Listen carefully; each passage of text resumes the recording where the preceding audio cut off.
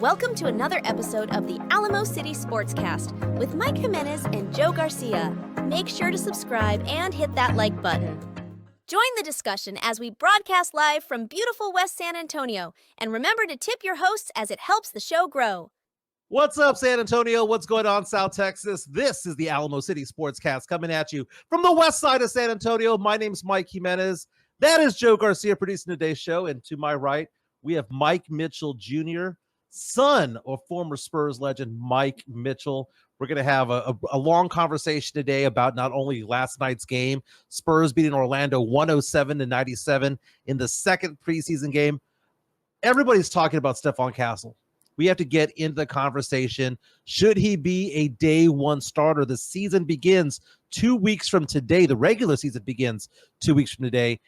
Are we going to see Champagnie start? Are we going to see Stephon Castle start? Because Castle looked amazing yesterday. We'll get into that conversation. The roof literally got blown off the top of the Tropicana there in Tampa yesterday.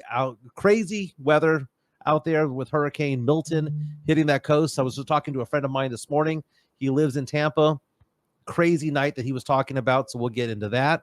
We talk sports, we talk pop culture, we talk nostalgia. Joe, how are you doing today, my man? Doing good, man. I'm glad that we have a really nice guest here in the show with us. Be able to talk Spurs and other things with us, maybe the world of sports.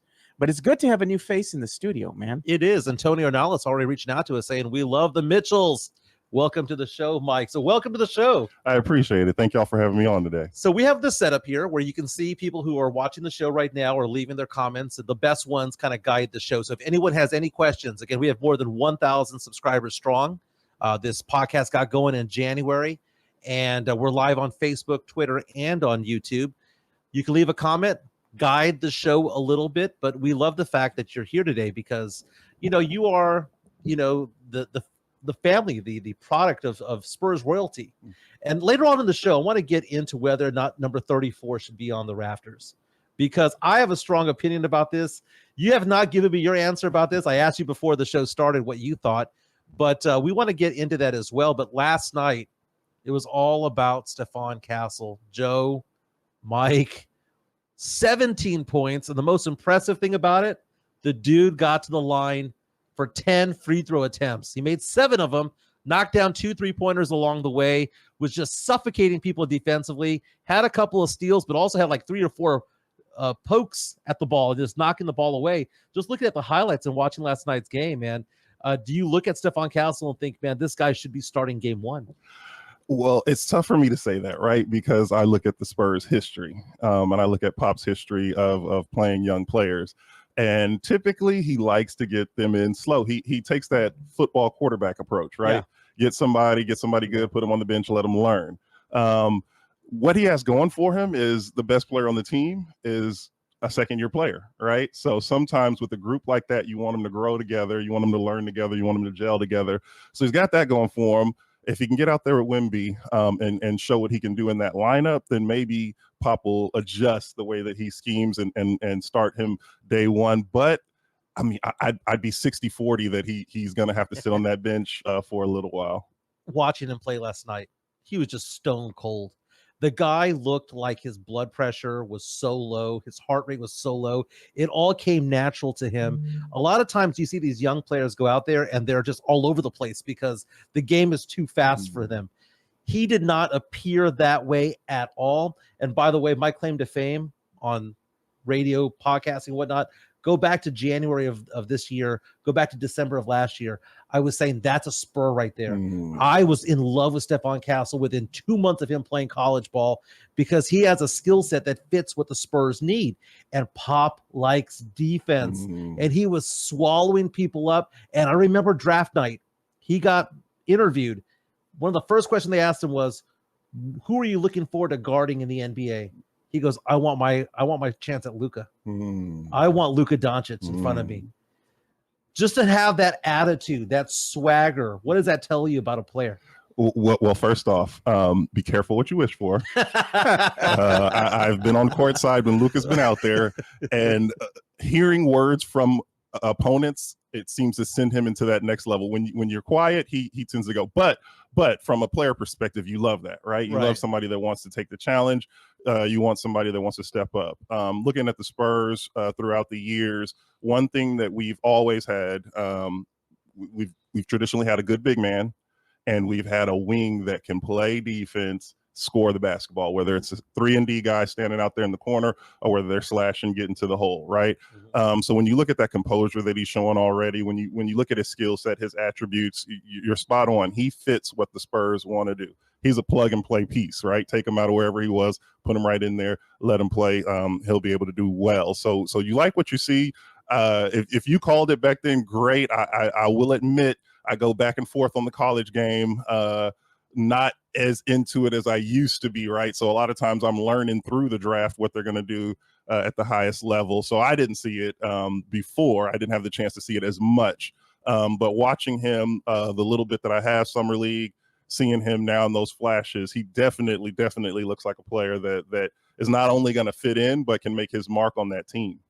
Stephon Castle just has the energy, man. He changes the flow of the game, not only offensively, but defensively.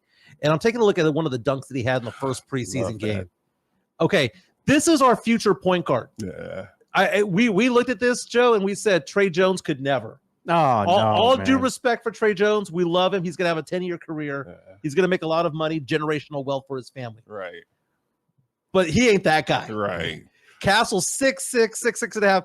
Dude is still growing. But how young is he though? He's still young, man. I think he's 19 still. He's got that hops, man. That's true. When you get older, man, you don't want to get off the ground that much. And I loved Keldon Johnson's reaction to this. By the way, this was brought to you by Bally Sports. Goodness, man. And you just look at Stephon Castle play.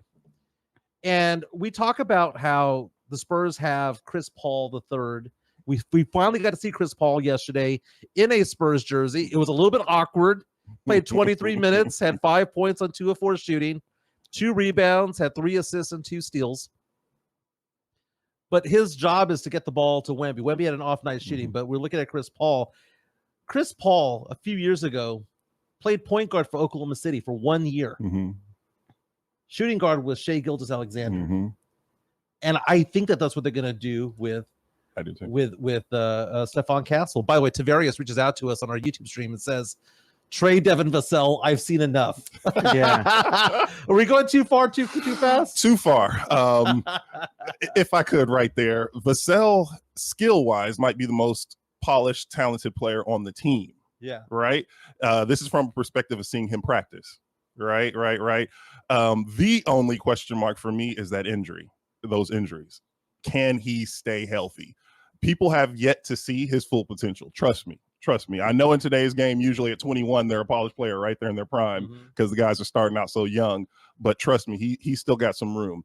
The issue just is availability is the most important part. Can he stay on the court? Right. If he can, then yeah. If you trade him and he gets healthy and goes somewhere else, he's scoring 25 a game. Could be. Yeah. He's shooting high 30s, maybe 40s from the 3-point line. But you get 60 games from him. That's the issue, right? That's the issue. And it's a foot injury. And that's the one thing you don't want to hear. When your feet go bad, there's something wrong. And by the way, he's on this roster, Devin Vassell, till 2029. His contract is barely getting started. Man, these comments, dude, in this chat. What's going on? Keldon C was brought to you by Solo Serve South Park Ball Edition. Brutal, man. I actually kind of liked it, man. Joined by Mike Mitchell Jr., son of San Antonio royalty, Mike Mitchell, who number 34, played for the Spurs mostly in the 80s.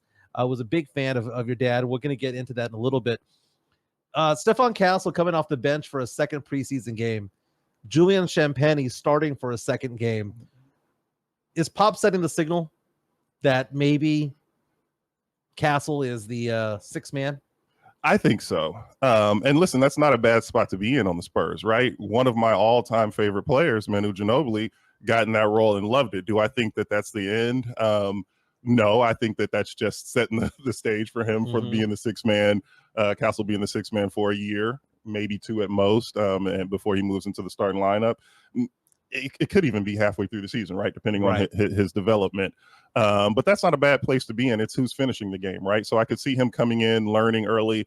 By game 30, 35, he could be one of the 5 out there finishing the game, depending on how the flow of the game's going. So it's not a bad spot to be in San Antonio. Yeah, I wanted to talk about Castle a little bit here, because I'm looking at Castle and I've been watching the preseason, even watch Summer League and whatnot.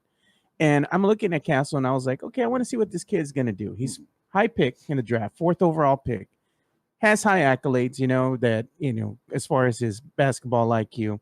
Hard worker, I'm like, hey, he sounds like a Spur already. Then he gets some playing time, and you get to see first game in preseason. You're like, hey man, this kid is gonna be something already. Seeing little flashes. See the second preseason game out there, and I see this kid, and I'm like, he's a great defender, man. You look at him, and he has high energy. He gets up and down the court with ease. He's a great defender. He's very composed for his age. He can shoot, speed, athleticism, everything you want out of a basketball player, you're getting in this young man, and doesn't play like a rookie. I'm kind of getting sold already on Stephon Castle, even though it's just preseason. I like everything I'm seeing out of this kid, and I think he's going to make a hard case for himself for Coach Pop. He's going to be forced to give him some run, because the kid is going to make a name for himself. He's showing right now that he's willing to outwork anybody out there on the court. And I think that's a good thing, Now, he is a star in the making. I'm sorry. We are seeing a star in the making because the guy can play both sides of the ball. I'm trying to figure out. Imagine this. This is how you know he's a star in the making.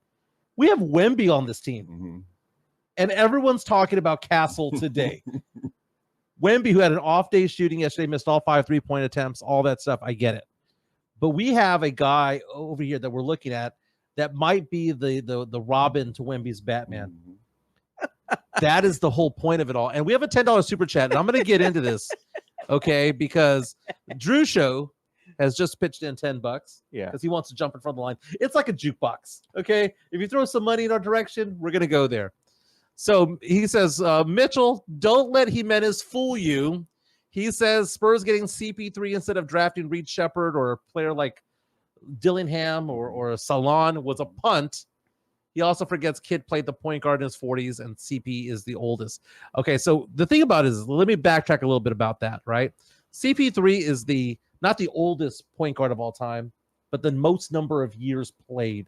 He's the first point guard to ever have a 2 in number of years played, because it's 20 years now that he's been in the league. I said 2 things when the Spurs got Chris Paul III. I said the Spurs punted on the season. Okay. The reason why I said they said they punted on the season was because that signaled that they were not going to go after Lauri Markkanen. That signaled the end of the Trae Young rumors, and the Spurs ended up getting Harrison Barnes. I have said that this is a developmental year. The Spurs will win more games, not make the play-in tournament, but will win more games. But this is a signal to the fans that we're not going to make the playoffs this year because we're just developing our guys. And I said that the CP3 pickup was a punt, but probably a good punt because, as we mentioned with SGA, he helped mentor him as well, and he's now one of the best point guards in the league. Was it wrong to say that the Spurs punted on this season? Or is it basically the developmental year that I say that it is? Can I sit on that fence, right? Listen, I'm not going to say they punted, right? Because you have an obligation to keep Wemby happy. Right. And the thing that you have to consider is that he's won since he was 12 years old, right? Maybe not the championships, but he's been around finals every year, right? So he's used to that. A player like that, you can't continue to lose in the NBA and think he's going to be happy. Right. So you don't want to just punt with a player like that. You have to keep growing. Right. So you have to win 40 games. You have to win 50 games, consecutive years.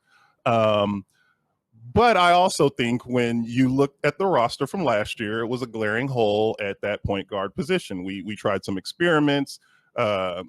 Trey Jones, like you said, he's serviceable, but is he the point guard that's going to lead you to that next level? Or would you rather him be the backup floor general coming off the bench, right? In my opinion, nothing against him, but you'd rather him be in that role. So I was expecting the Spurs to go out and get either somebody to play alongside Wemby or that point guard that they desperately need. When they got the mentor / coach, I said, okay, Pop's trying to make his job easier, right?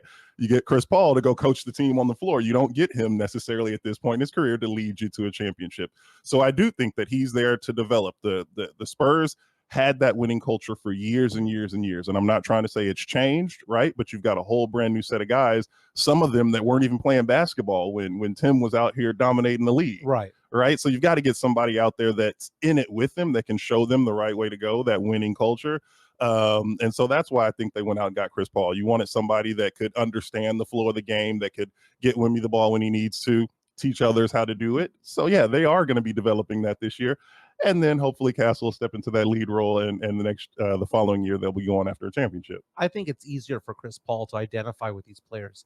I have been very vocal, not just this year, the year before that. I've been very vocal that the Spurs should have moved on from Pop. Mm-hmm. He is 75 years old. No. I threw out the stat. I threw out the stat yesterday that this has got to be a record for the most combined years of age between point guard that starts and head coach. It's 115. Yeah. It's 115. Yeah. So I think that Chris Paul's great being there because all the players that are there are basically between the ages of 20 and 26. Mm-hmm. Their entire formative lives, they've seen Chris Paul out there on the court playing at a Hall of Fame level. I think that's great. But your take on Pop, how many more years do you want of Pop? Okay, so this is tough, right? This is recorded. We're going on record. It's out there. The Spurs put food on my table. I am not second guessing the Spurs at any turn in my life. Pop was around when my dad was finishing out his NBA career, because he went overseas for several years. And it is funny that he's still sitting on that bench. A few years back, when he had that talk of when Tim leaves, I'm leaving.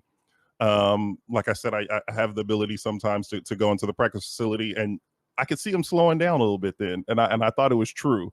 Life happens. We all understand that things changed in his life, unfortunate circumstances. Yeah. And so your passion gets reignited sometimes because you need something to do, right? That fire comes. Then you've got these young guys coming up, and it's like, oh, I've got some new guys I have to teach now, right? I can't keep it in cruise control, right? I've got to get out there and start coaching again. So that flame got ignited. How long that stays, I don't know. When I hear folks saying that it might be time for a difference, I might not a change. I might not be as vocal as I used to be. So I'm not saying I agree with you, but I'm also not disagreeing with you. That maybe if a different voice did step in, and of course with the basketball mind like Pop, you put him back in the front office, you let him go get the talent, right, but you let somebody else do the right thing on the court with them. I didn't see the wink, but I felt it. You know what? I say let Coach Pop coach this team, because I understand, he's earned that right. When he calls it quits, that's up to him. It's not up to you. Dude, you can hate on him as much as you want. Tom Landry's ass was shown the door, man. Jerry Jones bought the Spurs, bought the Cowboys, and showed that Hall of Famer. You cutting that check? Dude, no fan cuts a check. No player cuts a check. You're giving an opinion, but the thing is, at the end of the day, that's where the opinion business. Who you got though? Who's gonna go ahead and take the helm once he leaves? Dude, what experience head coaching did Pop have before he became a head coach? You haven't answered the question. Who's going to be the next head coach? Dude, he has had 8 go through. He's had Ime Udoka go through. But He's had Will Hardy go through. He's had Becky Hammond go through. Give me a name. He's had championship coaches go Give me a name. Who's going to be the next head coach? It's probably going to be Mitch Johnson. And I would love that. A young guy Joe Mazzulla is in his 30s. Ime Udoka is in his 40s. Mike always stepping on that soapbox to hate against Coach Pop. I bet you when they go and they give him his flowers, you're going to be there crying, shedding a tear. Dude. Clapping. He was already at his own funeral, dude. He already saw himself get inducted to the Naismith Memorial Basketball Hall of Fame. I mean, come on, man. That's like a 10-year-old funeral. What if this team gets worse when he leaves? Then what are you going to say? Then what, 22 games? I miss me some Coach Pop. Then 22 wins? Can't be much worse than now. Can't be much worse than now. Okay, the Spurs are going to get better because they have better talent. They have Harrison Barnes coming on in. We got to see Harrison Barnes out there, 2 points in 21 minutes yesterday. Jeremy Sohan had a big game yesterday. 20 minutes played, made 5 out of 6 shots. got to the free throw line, made both of them, had 12 points. Champagny, showing more than just cardio out there. That's my nickname for him. He's Mr. Cardio. He's out there getting Fitbit steps and everything. But the whole line about like who's next, there's not one 5-time champion coach that's going to come in. That's not the point. The point is to change the culture. If the Houston Texans right now in the NFL had a choice between DeMeco Ryans and Bill Belichick, they would take DeMeco Ryans all day, every day. Bill Belichick, how many rings he got? Where's he coaching right now? He's never going to coach again. If Pop was to be let go today, how many franchises would hire him? None. It's because the time has passed. Dude, we can have this conversation 5 years from now. He could be 80 years old. And he'd be like, well, he has 5 rings. We have a guest on the show today, and we're talking about Coach Pop. Hire him as an exec. Exactly, man. I didn't say treat about old Yeller him like Jerry Jones did to Tom Landry. Take him out back and just shoot him in the back of the head in the shed. What I'm saying is just kick him to the front office. Yeah, give him something to do. Give him an office. The thing that they were bringing up is that Mike was saying that with the signing of CP3, it was a sign that the Spurs were going to punt this season. And I was like, no, it's a sign that they want to bring in some veteran leadership to help this young core. And if you look what happened in yesterday's game, if that was last season, this Spurs team probably would have lost that game. But with the veterans out there, what happened? They kept on chipping away at that lead. The Spurs were losing the game for most of the 3 quarters. Then it started making a push. Got it down to 3, got it down to 1. Then they finally took the lead.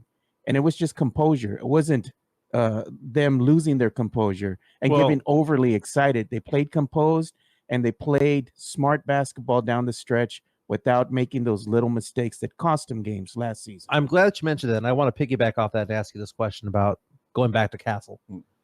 You said that Castle might be the anchor of the second string, right? Because someone's got to be the 6th man.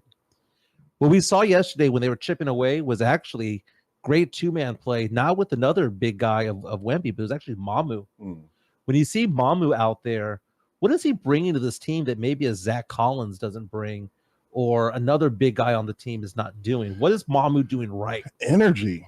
He fights. My man, that's the same thing I thought. Fights. Like when you watch him sitting courtside, you get an appreciation, right? You watch the stats sometimes and you see and you're like, do we even need to keep a guy like him around, right? If you're just looking at that box score. But then you get a chance to see him live and he just fights. And he's got a unique skill set, right?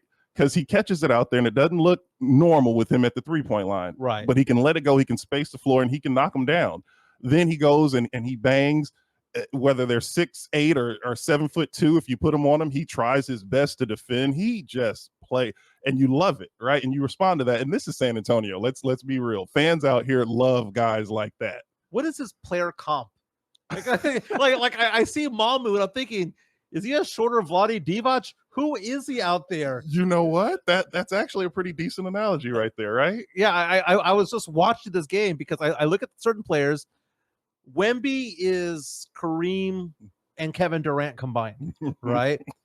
You have Stephon Castle, who I see as worst case scenario Drew Holiday, best case scenario Tyrese Maxey. Is he a Tyrese Maxey? Is he a Jimmy Butler type of guy?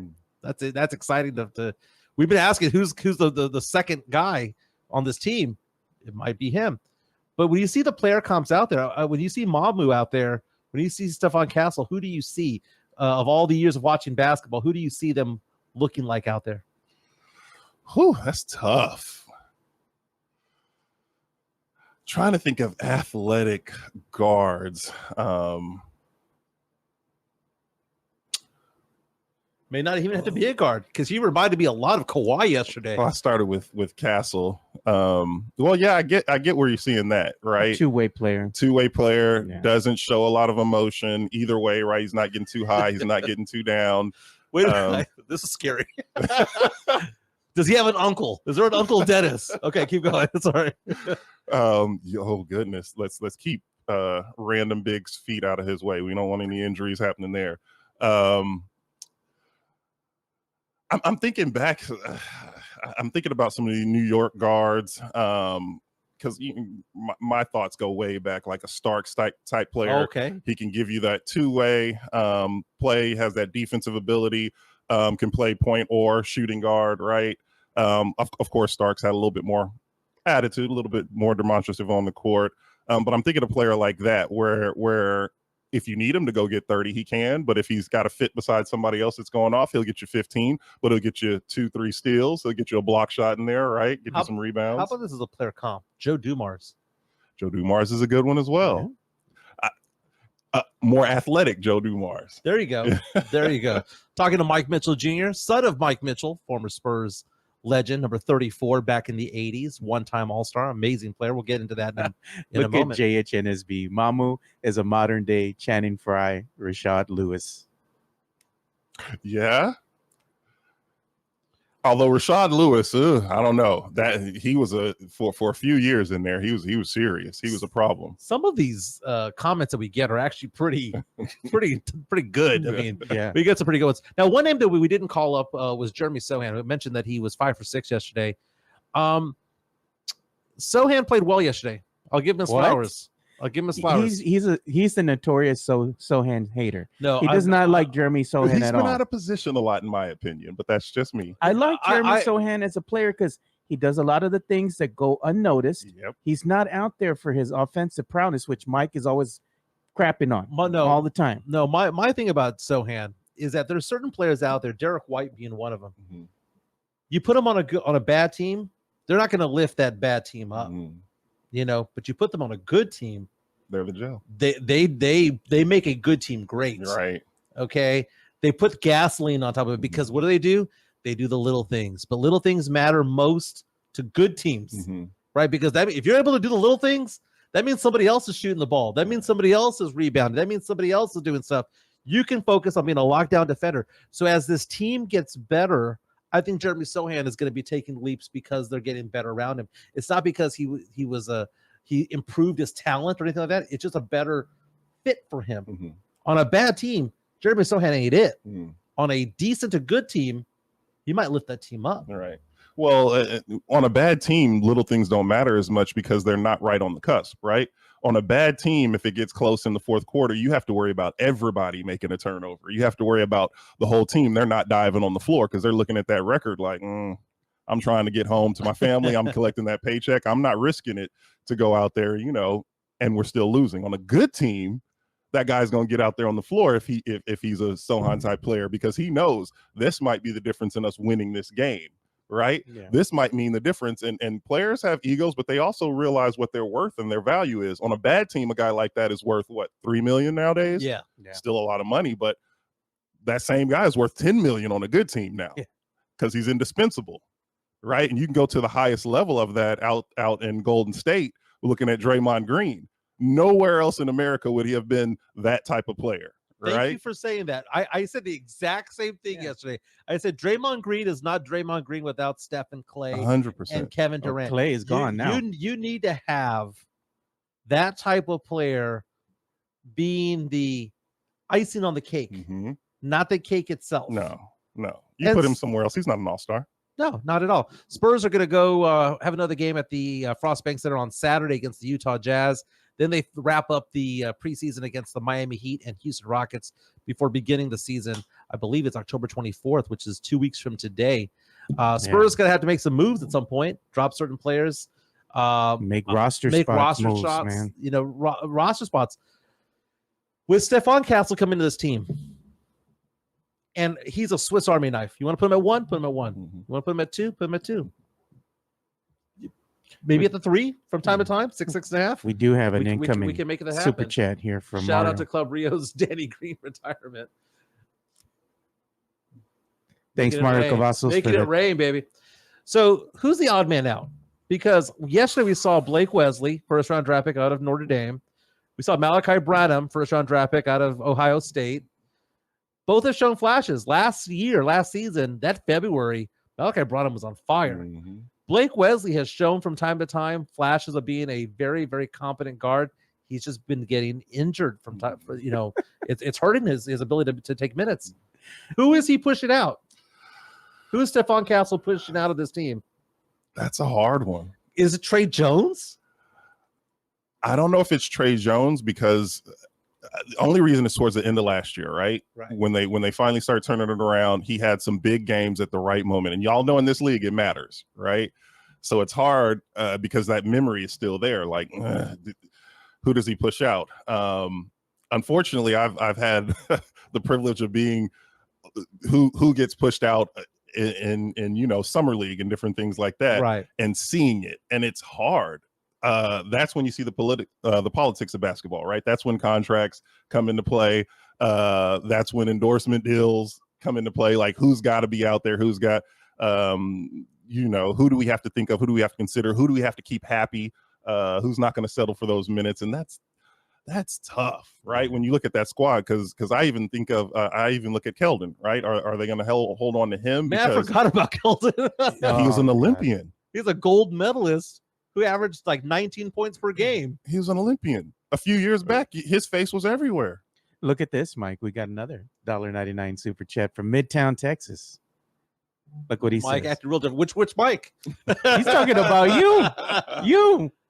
What? I can evolve. No. I can evolve. No. Okay, so Spurs start the regular season against the Dallas Mavericks on the road. Then a weird thing. It's a back-to-back home game against the Houston Rockets on Saturday the 26th and on Monday the 28th, and they go on the road, take on the Oklahoma City Thunder.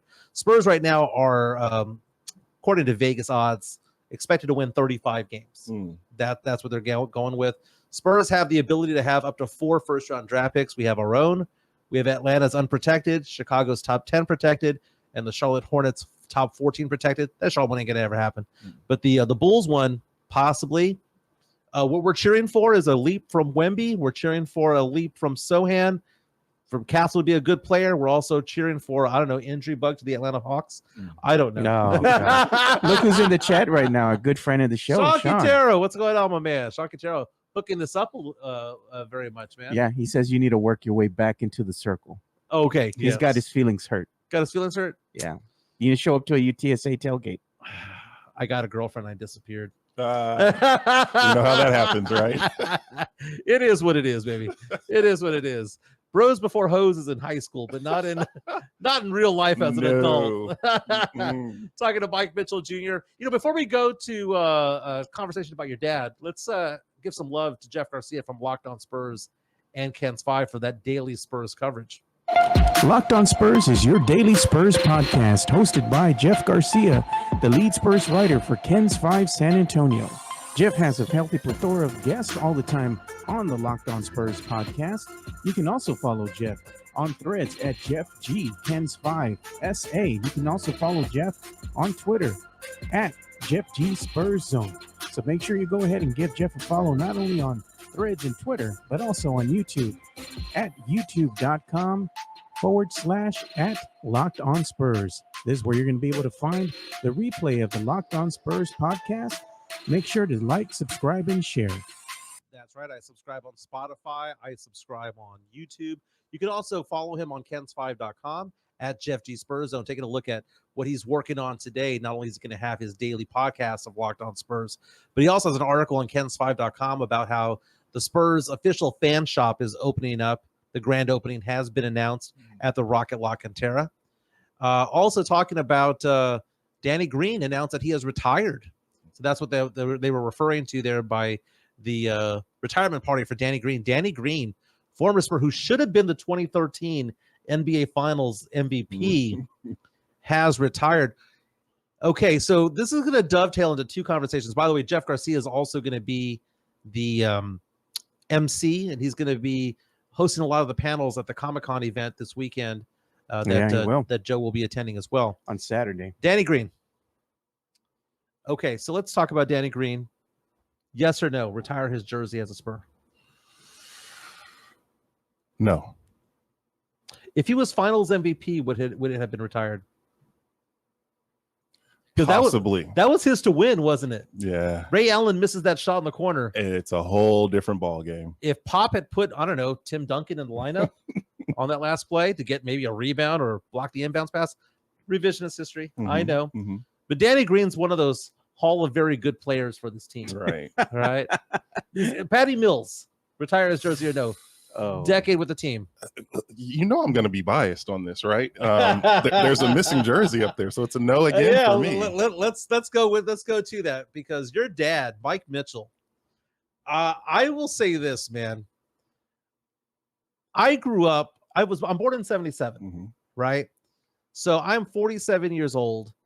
Your dad entered the league with the Cleveland Cavaliers back in 1978, man, when I was 1 year old.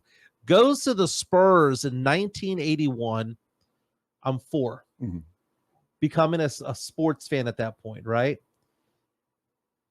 Dude, the lineup of Alvin Robertson and Mike Mitchell and Johnny Moore, Gene Banks and Artis Gilmore and George Gervin and all those players.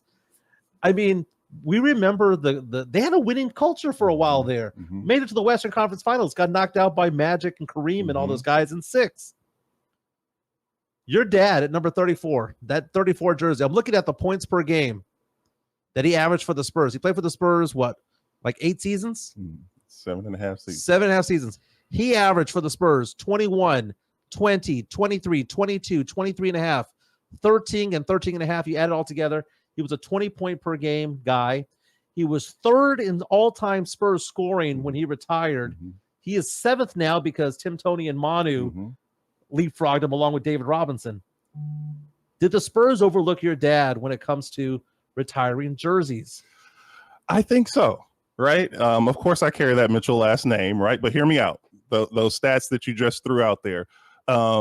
Spurs getting the prominence was on the back of George Gervin, right? So you think about how many years he spent. The only person that played with George Gervin to lead the Spurs in scoring other than George Gervin was Mike Mitchell, right? You just threw out a list of great names. All those jerseys are up there. But I also think about the fact that the Spurs are a community team, right? They've always been a community team. They're great in the community. They're a first-class organization. And my dad was also that, right? He retired here, had the opportunity to go back to play for the Boston Celtics, wouldn't do it because of his love for the Spurs. He's like, no way am I going to do that. Magic and them kept him from winning a championship twice. Right? Had they not had that team out there, I'm sure the Spurs would have won 2 championships back there in the day. And he was an integral part of that. And there's nobody else that has his accomplishments whose jersey isn't up there. I even look at some of the ones that are up there. I will keep their name off the podcast today, but I don't know if they're that same player had they not played alongside George Gervin and Mike Mitchell. Listen, it's in my opinion, it's easier to have assists when you've got guys that are scoring at that high a clip, shooting the ball at 45+ percentage points every season, right? There was one season where your dad averaged a point more per game than George Gervin did in his prime. I mean, Mitchell was at 22.5, 23 points per game. Gervin was at 22 that year. Looking at the all-time career scorers for the Spurs, Tim Duncan obviously at number 1, George Gervin at 2, David Robinson at 3, Tony Parker 4, Monty Ginobili 5. Then we get through 6 through 10. James Silas, your dad, Mike Mitchell, Sean Elliott, Larry Keenan, LaMarcus Aldridge. Mike Mitchell has the highest number of points of any Spur that is not hanging on the rafters right now. 100%. And it wasn't that way when he retired, because when he retired, Duncan wasn't there yet. When he was retired, Robinson wasn't there yet. Well, Robinson wasn't there, and Parker wasn't there, and Monty wasn't there. He was the 3rd career scorer all time. And it's not like he played for 2 seasons. He played for 7.5 seasons. Right. They should have hung up his jersey a long time ago. Why did Terry Cummings have it? I was offended when Terry Cummings was wearing that jersey. Yeah. It was a Terry. He was wearing 34. Yes, he was. Pissed me off. Yes, he was. You know, they have Avery Johnson's jersey retired there in the rafters. Well, Avery Johnson hit that 14-foot jumper on the left-hand side, 99. Let's not sugarcoat it. Winning championships means something, right? Winning championships but I'm saying, something. I think Mike Mitchell's jersey deserves to be raised to the rafters. Well, it does. I have, and this is getting to the conspiracy side, right? So San Antonio's a small market team, right? And this is before all the TV deals helped infuse money in there. And at the time he retired, it was kind of like, okay, we've got to be cautious. We're only going to retire certain jerseys. We're not going to be LA. We're not going to be Boston Celtics and have 35, jerseys in the rafters. So I think timing, right, affects everything. So I do think at the time before they started putting a lot of those names in there, they were being ultra cautious. And then they have this explosion where we're winning championships. We're doing stuff where we've got to put some jerseys in the rafters, right? So they go back and they don't put up people that don't deserve it. I'm not saying take somebody's down, right? But they put up a certain amount, and then it's like, now we've got to rein it in, right? My dad was never very boisterous. He wasn't going to pound his chest. He wasn't going to be out there. He wasn't going to do stuff. A lot of people didn't even know when he had his nonprofit here that it was his until they came out, right? Wow. They went to see a nonprofit in town that was working with children, and they're like, Mike Mitchell, what are you doing here? He's like, this is my nonprofit. And so I think that low key, fan favorite, people love him. People see me walking down the streets, they look at me sometimes, and I can tell when they turn their head to the side, I'm like, oh, I know it's coming. They see my father, right? So so the fans loved him. I don't think that there'd be any problem with his jersey being up there, but it might have just been a timing issue, and it's hard to go back now and be like, oh man, as an organization we missed that one, let's put him up there now. And they missed out when he passed away in 2011. You know, we do have another super chat incoming here. Oh yeah, so says Mr. Mitchell, you're meeting Jimenez's representative today, not the acquired taste. By this time, he has said wilder things and Belichick is unhireable. Apparently, they're saying I'm behaving today. Okay. Yeah, he's on his best behavior. I'm on today, my man. best behavior. I don't know who this is. Okay, right here. so the sometimes I go on rants and you hear him on the sideline going, because I'm melting down and everyone's like, check his blood pressure. He's pounding the table. I'm pounding the table. He should have retired 5 years ago. Damn it. Yeah, I go back to the was it the movie Big Daddy, where the old man was there? What they say that he has a 5-year game plan. They said that about Pop, and I was like, remember the movie Big Daddy? 5-year game plan, was it not to die? Is that what that is? Yeah. Anyway, you got another super chat coming here from the Drew Show, man. If Johnny's 00 retired, so should number 34. So my dad and Johnny were actually really good friends. I used to spend a lot of time at Johnny's house. First memories and doing stuff. And I will say that I mentioned a player that I wasn't going to put on blast earlier, but since the name was out there, Johnny knows he's my guy. He is actually one of my first coaches because Mike Mitchell was just dad at 5 and 6 years old. So Johnny had to be the one to come help me with basketball. But yeah, it's easy to rack up assists when you're playing with 2 20-point scores.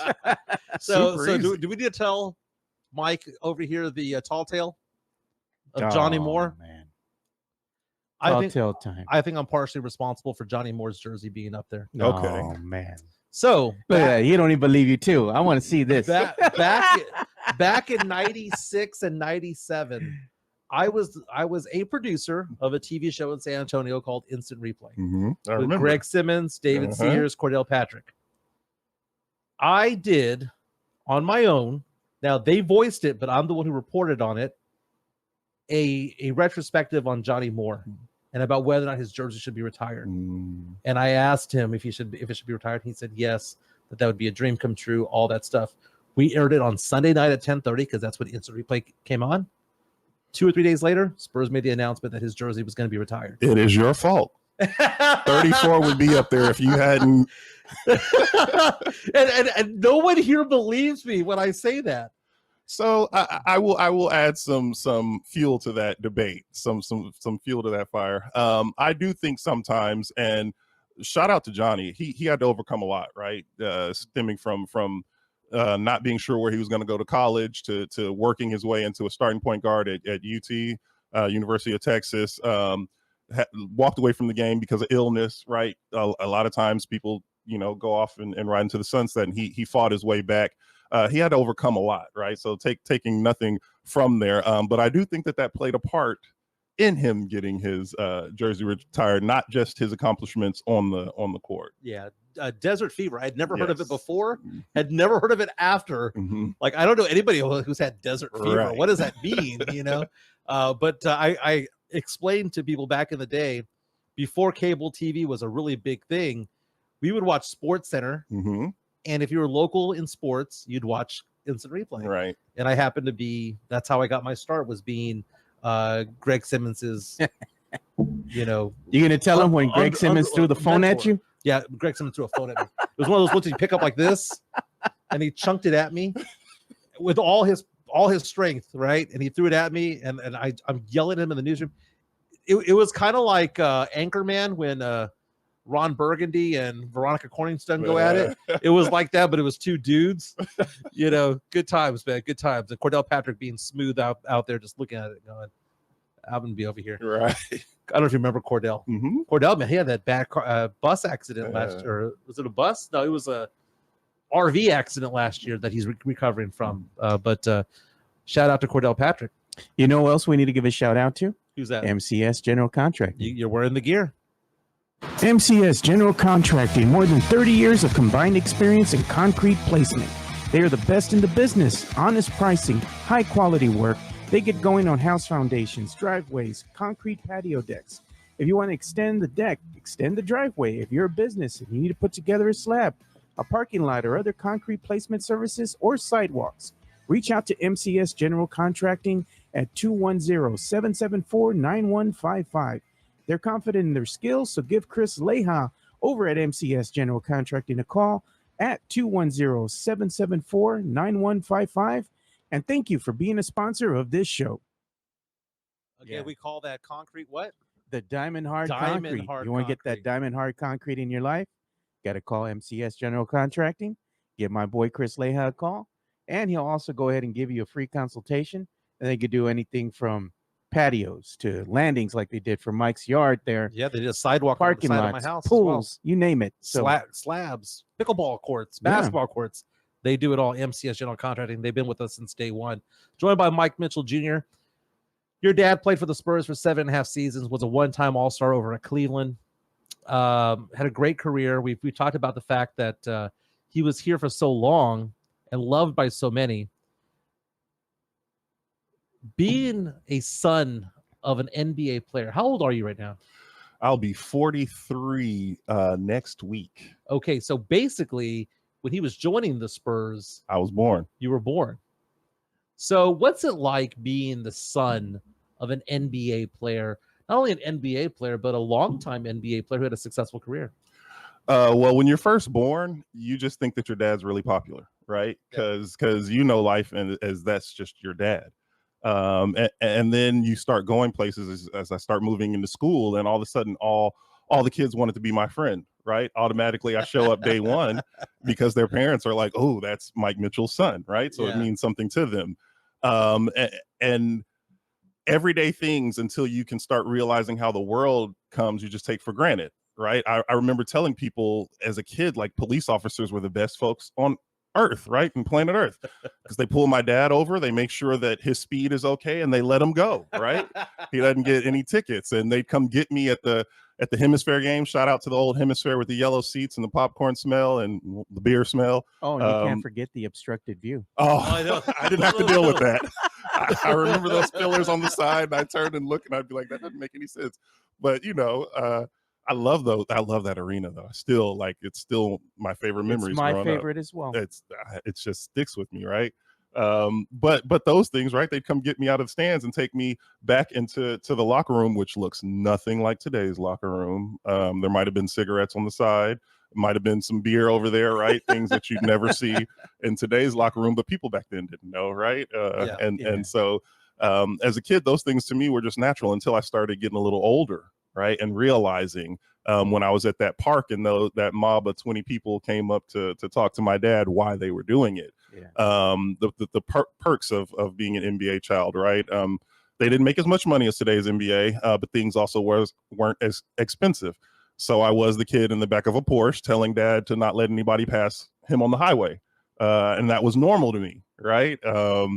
Getting invited to dinners, galas, seeing political figures coming up, to me that was just a way of life. Like, a couple times a year you go out to these big banquets and mayor or a governor would come up and, hey, I'm a big fan of yours, and dad would say, okay, well, help us out this year, right?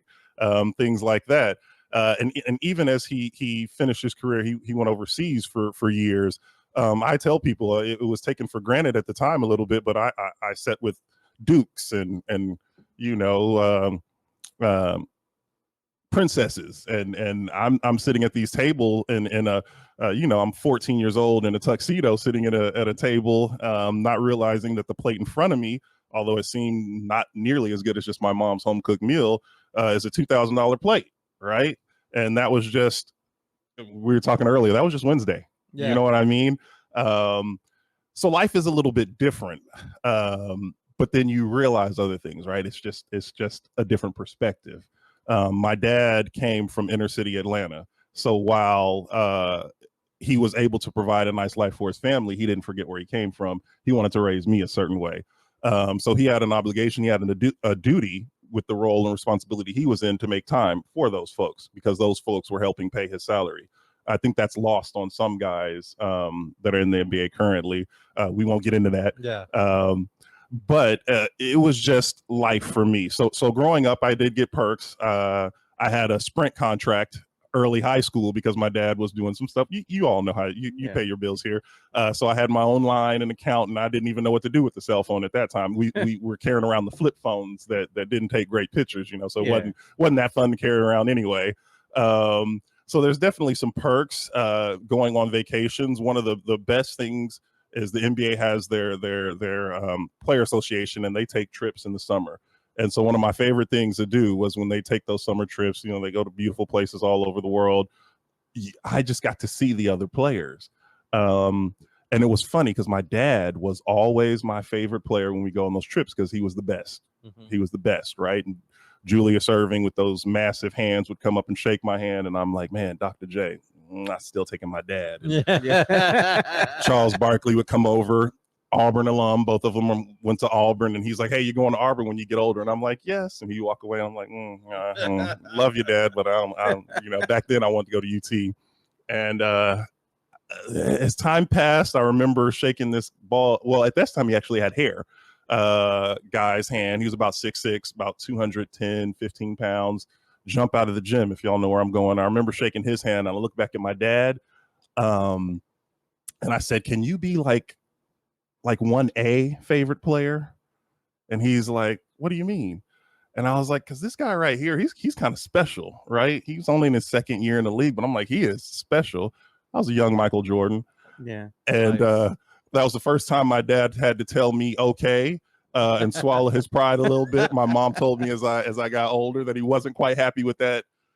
But those are just things growing up that perspective, right? I didn't know that what it was until I started getting older, and I started being able to appreciate some of those opportunities that being the son of an NBA player is. But it also comes with some responsibility, right? I had to be careful, especially as I got older, what I said in public.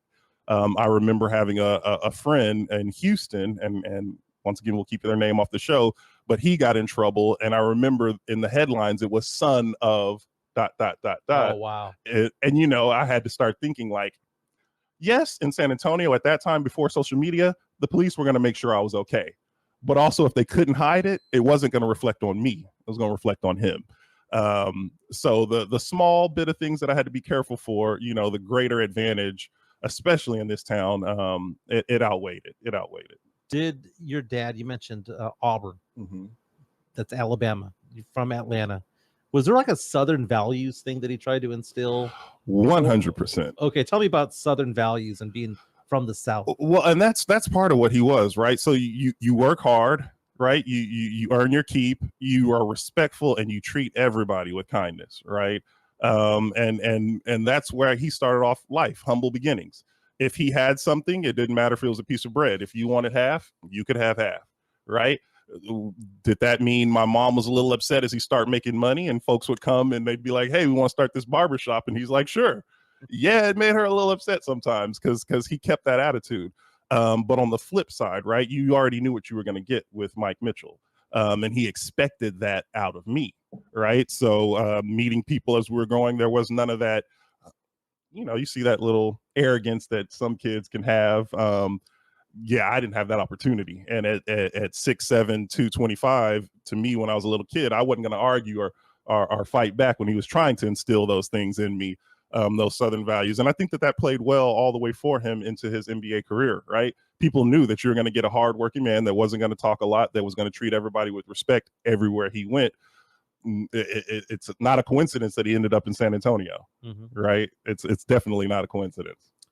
Amazing. Talking to Mike Mitchell Jr., son of Mike Mitchell, passed away back in 2011, had a battle with cancer.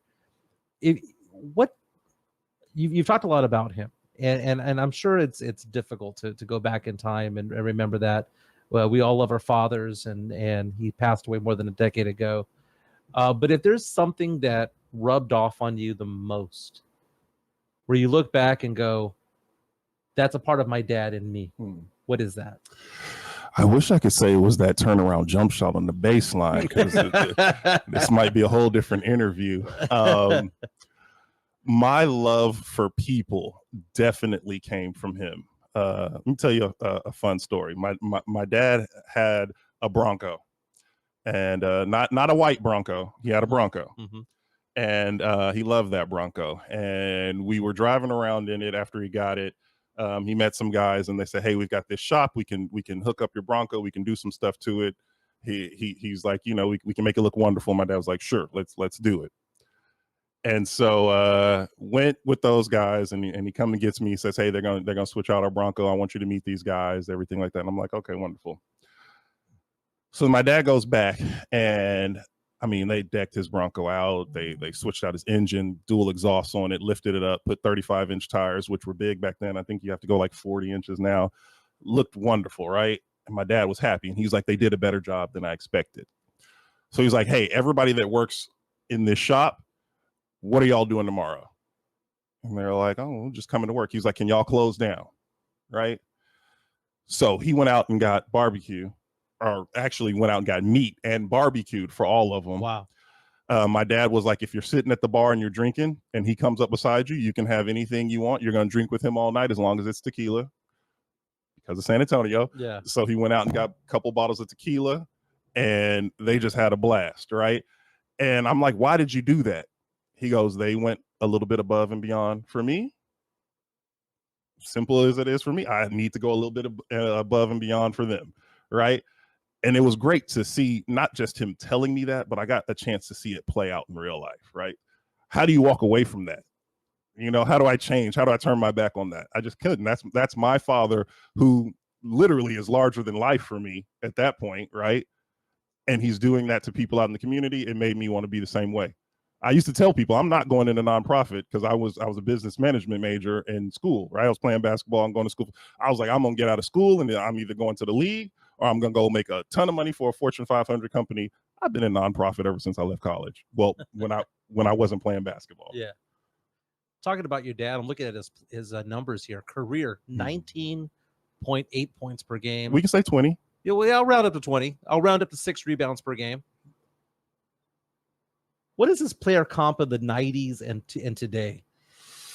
Who's a workman style efficient scorer? I mean, I hate to say it. Is it? Was there shades of LaMarcus Aldridge? Definitely. Not as tall, but there's certain things that you hear about LaMarcus that you used to hear about my dad. So he wasn't somebody you had to worry about, right? Strong. Everybody that saw, I had the benefit of being in practices for other teams. I worked in a gym, and we used to host the visiting teams. And teams would come in and say, "We got to attack LaMarcus early and get him off his game, so we don't have to worry about him later as the game goes. But don't be fooled by his demeanor. He's probably the strongest guy on the court. If you let him get to his spots, you're in trouble." And they used to love his work on the baseline, right? He had that mid-range jump shot. He could hit it from anywhere, but they're like, if he gets you on his back on the baseline, you're in trouble. I go to my dad. When we go on those trips, people are like, "You don't understand how strong your dad is. He's one of the strongest guys out there on the court." Baseline, you could forget about it. If he caught that ball in his spots, you can forget about it, right? You're just hoping he misses that shot. And he never talked a lot. Didn't have a lot to say. Went about his best. Now you found him off the court. He had a lot to say. Family guy. He had a lot to say. But yeah, there's some parallels there. Now, you said you didn't have to worry about him. Mm-hmm. This is the 80s, baby. This is. I mean, we saw that with the Spurs. We talked about Gervin. We talked about Banks and your dad and Johnny Moore and all those guys. The one name that we didn't bring up was Alvin Robertson, because Alvin Robertson, one of the few players in NBA history to have a quadruple double, still has the all-time steals record. I think 301 steals in a season. That'll never be broken. Not only is he number one, he's also number two. Not only is he number two, he's also number three. I think 4 of the 7 seasons all time, most steals were him, but he got himself in trouble.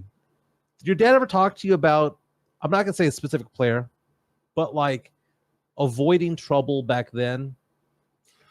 Definitely. Can I tell a funny story? Yeah. So Alvin Robinson, if y'all have ever seen him, he's built like this, right? Even as he got older and gained weight and stuff, he's still like his chest just strong. And he grew up, went up north and stuff, and started learning how to wrestle.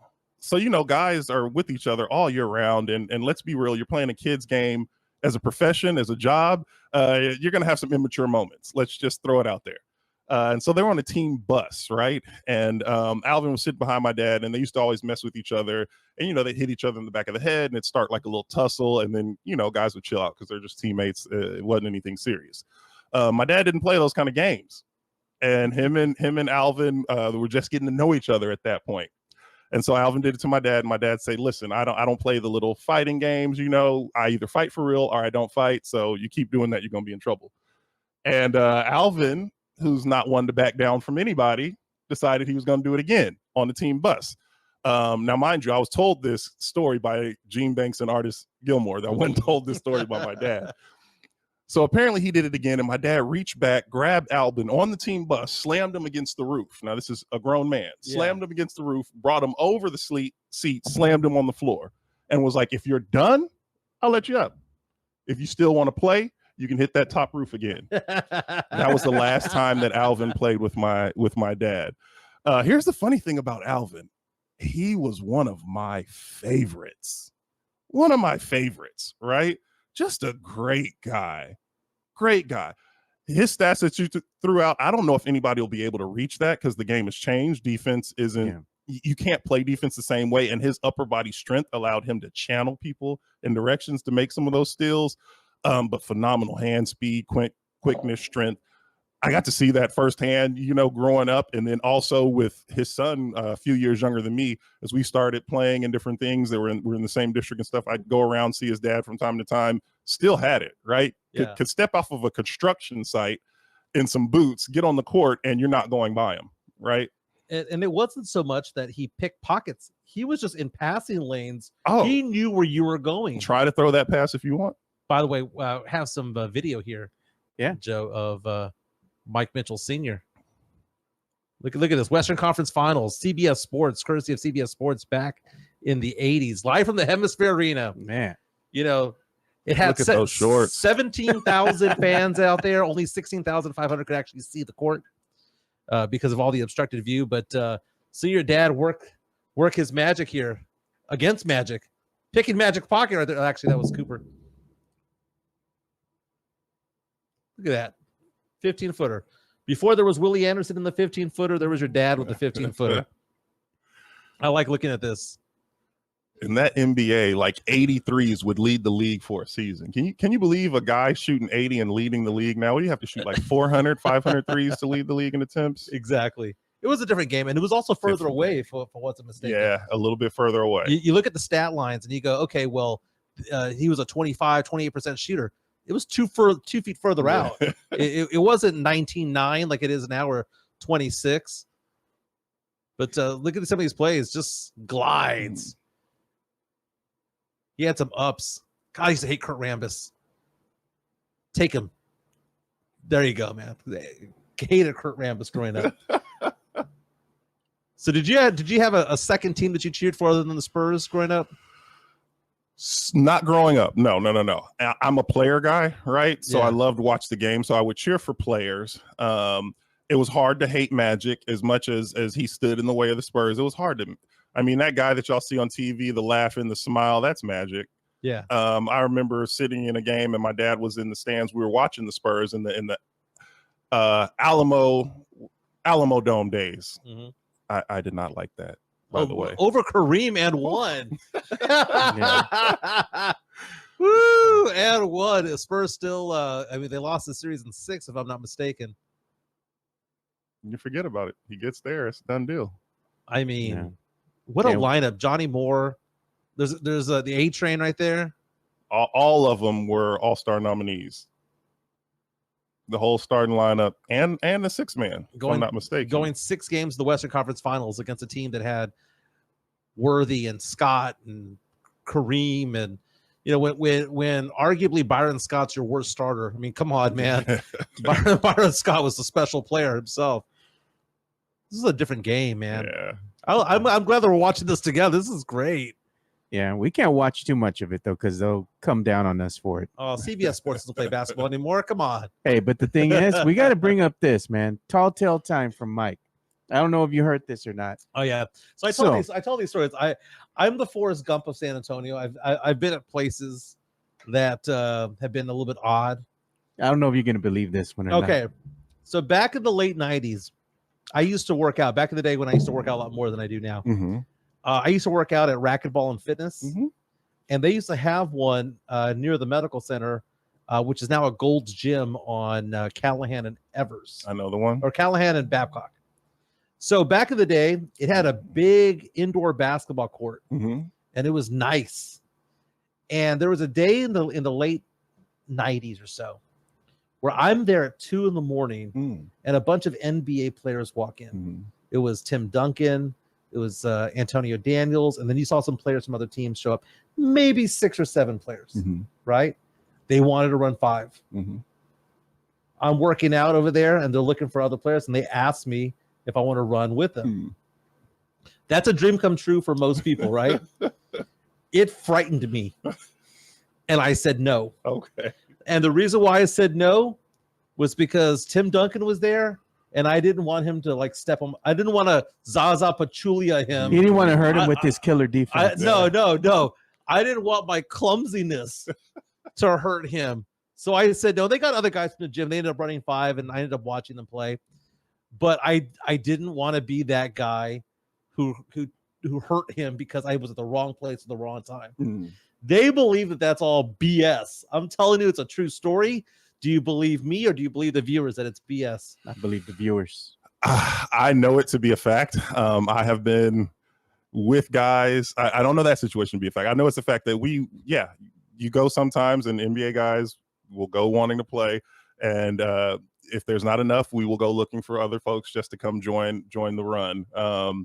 There was a run and shoot for a while off Callahan, I think, right there by 10. I can't remember the name. But in that gym, they had 3 courts. There was another one. Yeah. There's another, or was it home court? Home court. Home court. Yes, home court. Yeah. There's another one. I think it's the same one. It was our Full Life, and then it became something else, and it's like a Gold's now. Yeah. But same thing, right? If there's not enough, you've got 8. It's like, let's go find 2 from in the gym. And typically, you should have played because they would have put you out on the island. You would have had that as a great story. But they would have ran away from you like the plague, right? Because they're not trying to get hurt in games like that. But it does happen, and right, there's a risk anytime you step on the court. So I'll give that. I'll give that 75% chance it happened. So what I'm saying, I'll take it. What I didn't want though is because I didn't hurt his ankle, right? I deserve at least one of those rings. Okay, the 99 one I deserve. But this was before they had won any. But it's funny when you see these players who work out with each other and they're not from the same city. And it's almost like it's a friendly fraternity, if you will. You go to the Rocket La Cantera, doesn't mean that they're all going to be Spurs there. There might be a player from a different team who just happens to be friends, maybe gets permission. Can I work out over here? But then in the off season, a lot of them are friends. Let me ask you this question real fast. I'm a high school basketball official. I officiate 5A and 6A varsity. May not look like it, but I do. Okay. And they called me yesterday to join the association again. I was going to take this year off, and they're like, nope, we need you. So I'm back. That being said, we have a thing going on in the NBA right now where there have been several seasons in a row, not one player in the 2020s has won the MVP that's American. So the 2020s might go the entire decade because Doncic is playing so well, and he might win one, because SGA might win one, Wemby might win a couple. Can you imagine a full decade of non-American players winning the MVP? What do you think is going on there? I think the momentum from the NBA game has carried, right? So when you go overseas, and I had the ability to, because of my father, go at a young age, these arenas overseas were 7,000 fans, 6,000 fans. Now you go to a soccer game and there's 60,000, 80,000 people there. But basketball, it wasn't like that. Skill wise, they work out differently. Over here you have one big practice. Over there it was like 3 practices, right? Because they're working on one skill in one practice, another skill, then they're coming together as a team to practice. So they were coming with the skills already, but it's like getting the popularity. It wasn't out there. You go over there now and you've got 15,000, 17,000, 18,000 in these stadiums, and Inter Milan is throwing in a whole bunch of money into these other areas, right? And so these teams are just getting huge. And so then you've got more and more guys willing to take that step. Guys, Peja Stojakovic. Sacramento. Oh, wait, no. Peja was Sacramento. I was thinking of Drazen with Drazen Petrovic. With the Nets. You think of guys like that, they were coming over here to be a 6-man. Luka knew day one he's coming in to be a starter, right? Not because the skill sets weren't there back then, but because the popularity of the game, people didn't know it like that. We weren't scouting over there like that. And now we are. Now those guys are comfortable to come over here and play and show what they can do. And then you got to think, though, that's an elite player, right? Because I say pound for pound, NBA is still the best league. A 12-man NBA team is going to be better than a 12-man German team, Italian team, typically, right? Any given night, people can lose, but you're going to find more talent on that NBA roster. But the disparity, that gap is closing quickly. I think the humility is the issue. I think AAU is killing the sport. And the humility of Wemby doesn't need to be the star. Wemby wants to be a star. Luka doesn't need to score 35, 40 points. Nikola Jokic appears to not even like playing basketball half the time. Giannis, they buy into team success. And I think that a lot of the stars that are American buy into their brand. And AAU, the reason why I say killing it is because they get to pick and choose who their teammates are, as opposed to like when your dad was battling. I don't think your dad would want to have joined the Lakers because he wanted to beat the Lakers. It wasn't like Kevin Durant when he would jump ship and went over to Golden State. That's the difference. There was a competitive fire. On top of that, American players go from middle school to high school to college. Over there, they're like, screw that. Your profession is a basketball player, and you're playing against 30-year-old big-bodied players from the get-go. Right. Yeah. Doncic is ready to go. Right. Parker was ready to go. We've never talked on this show about Sarunas Marciulionis. Oh, Sarunas, yeah. And you know what he was? He was actually the first Soviet-born player to play in the NBA. And that was back in 1989. He played with the Golden State Warriors. And I remember seeing him play with the Golden State Warriors and the Warriors going against the Spurs. And I was watching this guy, decimate the Spurs coming off the bench. I'm like, who is this guy? Look at the way he's playing. Sarunas Marciulionis, dude. He had that Euro step. He could shoot the ball. I was like, look at this guy go, man. It's like, I was kind of envious of the guy. He was like, I guess one of the first Soviet-born, of course, NBA player. But one of the guys that I took a notice to coming from the Euro League and whatnot, I was like, man, he's a great 6-man coming off that bench. They take the right shot. I think that's part of it. I think the culture is you take the right shot as opposed to find your shot. Right. I don't know. Maybe over here we're doing biased. skills work, and you go to any gym in America and you watch them doing skills work. Guys are catching the ball, dribbling, going between their legs, behind the back, spin move, just to get a shot off. That's great, right? That's wonderful if you have that ability. But you don't have to do that every time. If you catch the ball and you're open, shoot the ball, right? You go overseas and you watch them practicing from 5'10" to 7 foot. They're shooting 5-foot shots. Then they're shooting 7-foot shots. They're going all the way out to the 3-point line. Everybody on the team is shooting those shots. It's like watching the movie Hoosiers come to life. It really is. Is Hoosiers the best basketball movie of all time, or is it White Men Can't Jump? White Men Can't Jump teaches you more life lessons. I will say that. We got an incoming super chat from the Drew Show here for you, Mike. Says Drew Show with the $5 tip saying some assistant coach must have been there right after that encounter with Mike at Racquetball and Fitness. The Spurs built their first practice facility. Very nice, man. It was a pleasure having you on today, man. What are you working on these days? So I am working with United Way these days. every time I tell people that, they go, is that the bank or is that an airline? We raised money in the community, $47 million last year, and we direct that money right back into the community to try to help people.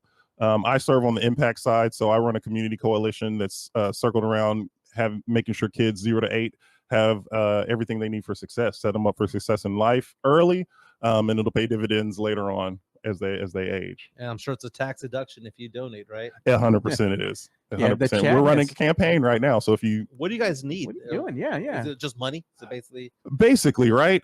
So the benefit of giving to United Way, since y'all opened up that door, we've got guidelines set in place. So giving to nonprofits as a whole is a good thing, right? Giving back to your community is great. Giving it to United Way, though, we're making sure it's a collective impact approach that benefits the whole community. I liken it to like Sam's or Costco, right? You can go places and you can get stuff directly from them.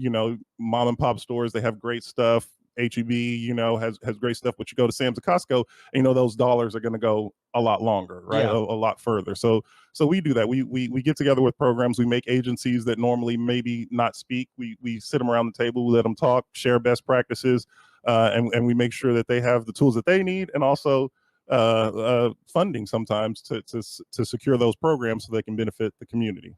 And how did you get into this? My dad. So he started his own nonprofit, NICER, National Institute Sobriety, Education, Rehab, and Recovery, after he retired. And really, he was doing preventative work. And what he found doing that work was that you had to start upstream. You had to start getting kids before they developed those bad habits and turned into adults making wrong decisions. So he started his nonprofit. I was still playing, bouncing around from Mexico, Israel, Italy at that time. And then once I retired, during that time in the summers, he'd make me come out with his program. And then after I retired, he made sure that I started and got invested in the work he was doing.